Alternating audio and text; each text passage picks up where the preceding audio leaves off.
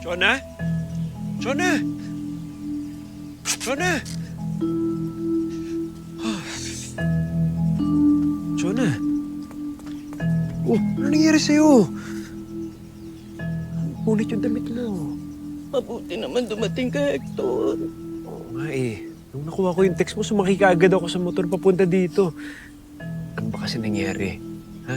Dapat hindi mo na sila pinatulan. Dapat hinayaan mo na lang sila, oh. Huwag ka naman. Pwede yun. Alam ko naman puro kasi sinungalingan naman pinagsasasabi ng tatlong yun eh. Pero tama ka. Sana hinayaan ko na lamang sila. Wala naman talaga akong karapatang pagtanggol ka eh. Sino ba naman ako sa buhay mo? Libreng-libre ka nga makipagkita kung kanino mo gusto eh.